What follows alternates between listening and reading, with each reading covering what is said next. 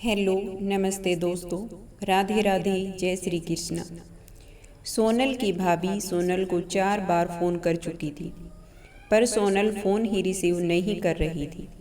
बाद में जब सोनल किचन से बाहर आई तो देखा उसकी भाभी के 4 मिस कॉल हैं लगातार। यह देखकर वह घबरा गई, क्योंकि उसकी भाभी को पता होता है कि अगर सोनल 2 बार में फ़ोन नहीं उठाती है तो इसका मतलब यही है कि वह अपने काम में व्यस्त है और या फिर फ़ोन से दूर है। अब सोनल का मन घबरा रहा था, क्योंकि भाभी के 4 फ़ोन लगातार आने से उसे टेंशन हो गई थी, क्योंकि सोनल की मम्मी की तबीयत इन दिनों ठीक नहीं चल रही थी। अभी 2 दिन पहले ही सोनल अपनी मम्मी से मायके में मिलकर आई थी।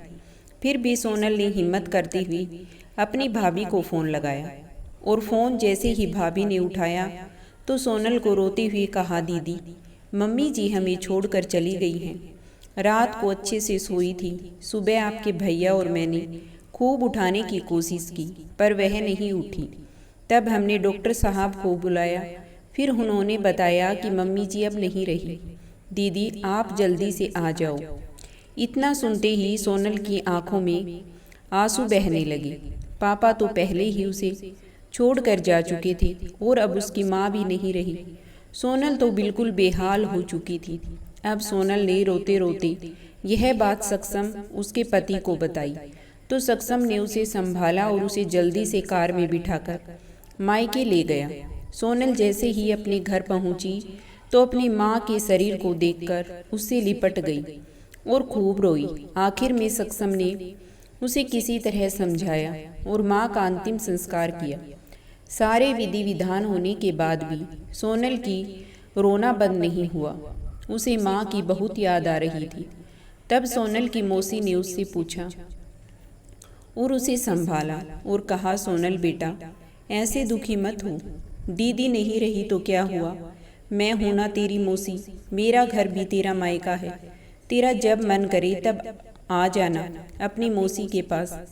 वैसे कहते भी तो है ना, मौसी मतलब माँ जैसी। बेटी मैं तेरा दर्द समझ सकती हूँ, क्योंकि तेरे पापा तो पहले ही तुझे छोड़कर जा चुके हैं और आज दीदी भी चली गई। कहते हैं ना कि माँ के जाने के बाद तो लड़कियों का मायका ही छूट जाता है। यह भाभी तो बस दुनिया को दिखाने के लिए नाम का रिश्ता होता है, क्योंकि मायका तो माँ से ही होता है। सोनल भी मन ही मन सोचने लगी कि शायद मौसी ठीक ही तो कह रही है, और वह मौसी से लिपटकर जोर जोर से रोने लगी और कहने लगी, क्या मौसी मेरा भी मायका अब नहीं रहा। तभी सोनल की भाभी दूर बैठी दोनों की बातें सुन रही थी। पहले तो भाभी ने सोनल को चुप कराया और फिर उसे दिलासा दी। फिर भाभी ने मौसी से कहा कि मौसी जी आपने ऐसे कैसे कह दिया कि मायका केवल माँ से ही होता है। मैं मानती हूँ कि माँ का स्थान कोई नहीं ले सकता, लेकिन अभी दीदी के भैया भाभी जिंदा हैं और जब तक हम हैं दीदी का मायका हमेशा बना रहेगा। मैं पूरी कोशिश करूँगी दीदी को मम्मी जी की तरह प्यार और सम्मान देने की, और दीदी जब चाहे तब अपने घर आ सकती है। मौसी जी आप दीदी को अपने घर जरूर बुलाएं, पर इन्हें अपने भैया भाभी के प्यार से दूर मत करिए। तभी मौसी ने कहा, बहू आज के ज़माने में तेरी जैसी सोच रखने वाली भाभी बहुत कम मिलती हैं। मुझे माफ़ कर दे, मैंने सोनल को गलत राह दिखाई। तभी सोनल अपनी भाभी के गले लग गई और बोली, भाभी आज आपने मुझे विश्वास दिला दिया कि भाभी भी माँ के समान होती है, और मैं संतुष्ट हूँ कि जब तक आप और भैया हो मेरा मायका सदा बना रहेगा। और किसी ने कहा है ना कि भाभी माँ के समान होती है। आज आपने मुझे इस बात का विश्वास भी दिला दिया है।